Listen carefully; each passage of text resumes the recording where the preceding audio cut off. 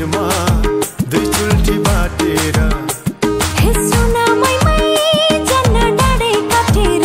खरकालाई के भन्नु ढाटेर होरी मैलाउरे म त आइहाल्छ पेन्सन जिन्दगीको के लिन्छ टेन्सन लाउरे म त